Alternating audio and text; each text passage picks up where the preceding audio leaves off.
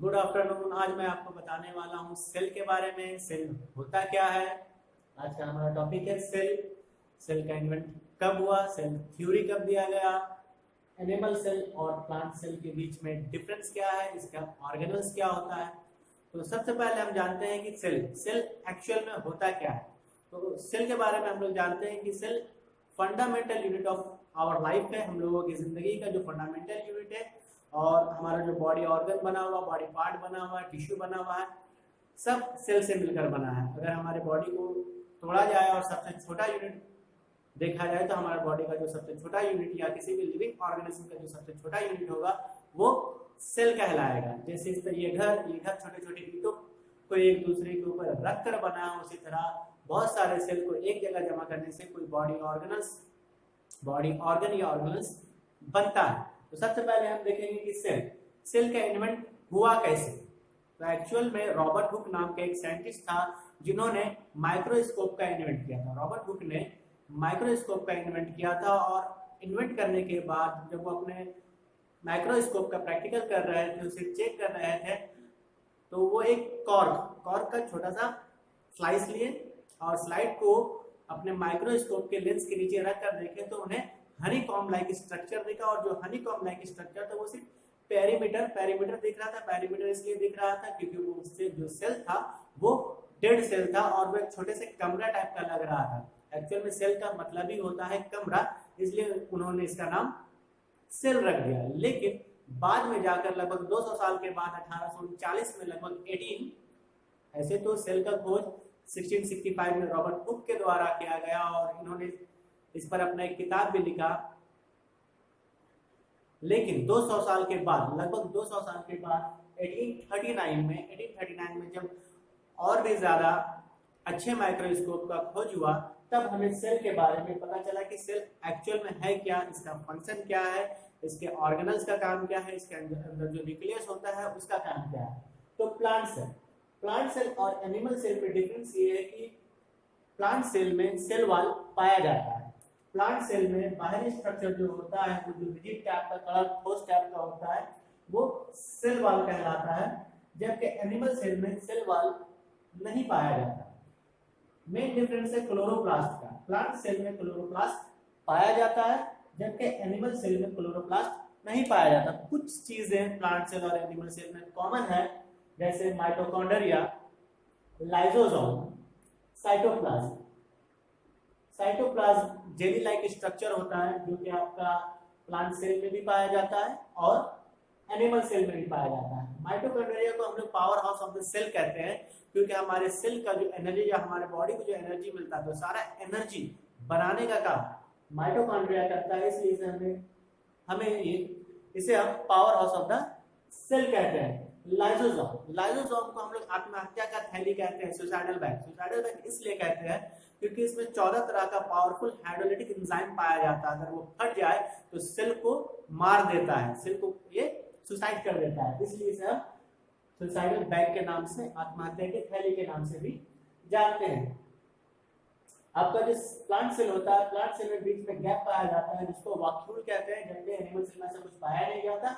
और brain of the cell, nucleus को कहते हैं, जो कि प्लांट सेल में भी पाया जाता है और आपका एनिमल सेल में भी पाया जाता है। और सेल का जो अध्ययन है, study of the cell, cytology कहलाता है। 1839 में दो साइंटिस्ट थे, स्वान एंड स्लाइडेन, ये लोग दोनों मिलकर एक थ्योरी दिए थे जिसको सेल थ्योरी के नाम से जाना जाता है। आगे का जो वीडियो है, mitochondria, vacuole, cytoplasm, cell wall, ये होता क्या है, ऑर्गेनल्स क्या होता है, डीएनए क्या होता है, जीन क्या होता है, ये सब हम एनिमेशन के द्वारा देखेंगे। अगर हाँ अभी तक आप मेरा चैनल को सब्सक्राइब नहीं किए तो please share, like and subscribe. Animation में देखते हैं।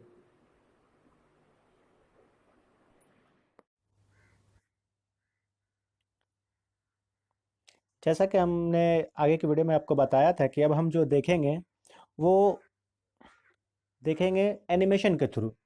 हमने कहा था कि जो सेल होता है वो सेल स्मॉलेस्ट पार्ट होता है और स्मॉलेस्ट पार्ट होता है और इसको तीन चीज़ है जो वो के कॉमन होता है। तीन चीज़ जो होता है कॉमन होता है। पहला है सेल मेम्ब्रेन जो कि सेपरेट करता है इन्वायरमेंट से। सेल मेम्ब्रेन जो है वो क्या करता है, सेपरेट करने का काम करता है इन्वायरमेंट से। आप जैसे कि देख सकते हैं वीडियो में कि ये सेल मेम्ब्रेन है। सेल मेम्ब्रेन क्या करता है, बाहरी इन्वायरमेंट से अंदर के जो ऑर्गेनल्स है उसको सेपरेट करने का काम करता है। उसके बाद आता है इसमें साइटोप्लाज्म। साइटोप्लाज्म क्या करता है, साइटोप्लाज्म एक जेली लाइक स्ट्रक्चर होता है। साइटोप्लाज्म अंदर देख रहे हैं ना, सारा ऑर्गेनल्स उसमें तैरते रहता है। ये एक जेली लाइक स्ट्रक्चर होता है, जेली लाइक स्ट्रक्चर होता है और इसके अंदर डीएनए पाया जाता है। और इसके अंदर क्या पाया जाता है, डीएनए। ये दो तरह का होता है। सेल को दो हिस्सों में बांटा गया, यूकैरियोटिक और प्रोकैरियोटिक। यूकैरियोटिक सेल जो होता है उसमें ऑर्गेनल्स होता है। यूकैरियोटिक सेल में ऑर्गेनल्स होता है, जैसे प्लांट वगैरह का सेल, ये रैट दिख रहा है, चूहा दिख रहा है, इसका सेल। और इसके अंदर न्यूक्लियस भी होता है, और इसके अंदर न्यूक्लियस भी होता है। जबकि प्रोकैरियोटिक सेल में न्यूक्लियस नहीं होता। जो प्रोकैरियोटिक सेल देख रहे हैं इसमें न्यूक्लियस नहीं होता है और मेम्ब्रेन भी नहीं होता। और इसमें जेनेटिक मटेरियल पाया जाता है लेकिन न्यूक्लियस के बाहर पाया जाता है। इसमें जो जेनेटिक मटेरियल पाया जाता है वो न्यूक्लियस के बाहर पाया जाता है। वन सेल हम कह सकते हैं कि जैसे एक सेल वाला है, और जैसे बैक्टीरिया, अमीबा और ऑर्गेनल्स, सेल के अंदर जो छोटे छोटे पार्ट्स पाए जाते हैं जैसे माइटोकॉन्ड्रिया, लाइसोसोम, राइबोसोम, ये सब ऑर्गेनल्स कहलाता है। बैक्टीरिया वगैरह मेरा यूनिसेल्युलर में आता है। और अंदर हम लोग देख सकते हैं कि ये न्यूक्लियस है। बीच में जो पर्पल दिख रहा है ये पर्पल हमारा न्यूक्लियस है, और साथ में डीएनए। अब देखिए जब हम इसके अंदर गए तो हमें डीएनए लिखा। डीएनए हम लोग कह सकते हैं ये जेनेटिक मटेरियल है। डीएनए क्या है, डीएनए हमारा जेनेटिक मटेरियल है और इसके अंदर क्रोमोटीन होता है। क्रोमोटीन होता है जो कि न्यूक्लियस और मेम्ब्रेन से चारों तरफ से घिरा होता है। न्यूक्लियर मेम्ब्रेन होता है, देखिए आप देख सकते हैं कि रेशा रेशा कलर का जो या सूता की तरह दिख रहा है, और उसके अंदर क्रोमोजोम होता है। क्रोमोजोम तो हम जानते हैं कि क्या करता है क्रोमोजोम। क्रोमोजोम दिखेगा कब आपको, क्रोमोजोम तब दिखेगा जब सेल डिवीजन होगा। सेल डिवीजन होगा तो आपको क्रोमोजोम दिखेगा, और उसके अंदर न्यूक्लियस होता है। न्यूक्लियस से क्या चारों तरफ आपको राइबोसोम दिखेगा। राइबोसोम दो तरह का होता है, राइबोसोम भी दो तरह का होता है। इसमें राइबोसोम एक्चुअल में दो तरह का नहीं होता। हम जो इंडोप्लाज्मिक रेटिकुलम जानते हैं, ई आर दो तरह का होता है। एक में क्या होता है कि ये राइबोसोम जो पीला पीला दिख रहा है ना, ये पीला पीला ई आर। और ये जो आपको क्या बोले अजीब टाइप का ये स्ट्रक्चर जो दिख रहा है ना साइटोप्लाज्म के चारों तरफ घिरा हुआ है, वो ई आर है, इंडोप्लाज्मिक रेटिकुलम। और इंडोप्लाज्मिक रेटिकुलम जो होता है इसमें जो पीला पीला है ये राइबोसोम चिपका हुआ है। पीला पीला जो है ये राइबोसोम चिपका हुआ है। ये दो तरह का होता है, एक रफ ई आर होता है और दूसरा स्मूथ ई आर होता है। तो रफ ई आर में ये येलोइश पार्ट जो चिपका हुआ है वो राइबोसोम होता है, जबकि स्मूथ वाले में कोई राइबोसोम नहीं होता, वो सिर्फ E R, plain E R होता है। और उसके अंदर आप डीएनए वगैरह देख सकते हैं। ये छोटा सा स्ट्रक्चर जिसमें प्रोटीन एक्चुअल में होता है क्या, जो राइबोसोम होता है वो प्रोटीन के सिंथेसिस करने का काम करता है, या कह सकते हैं कि प्रोटीन को बनाने का काम करता है। ये येलो पार्ट है, वेसिकल्स है, बहुत कुछ है। तो इतना ही। और गोल्जी बॉडी है, गोल्जी एपरेटस है। आगे की वीडियो में हम इसके बारे में पढ़ेंगे। आज के लिए इतना ही काफ़ी है। जिन्होंने अभी तक मेरा वीडियो सब्सक्राइब नहीं किया है प्लीज़ मेरे चैनल को लाइक कीजिए, सब्सक्राइब कीजिए और शेयर कीजिए। Thank you.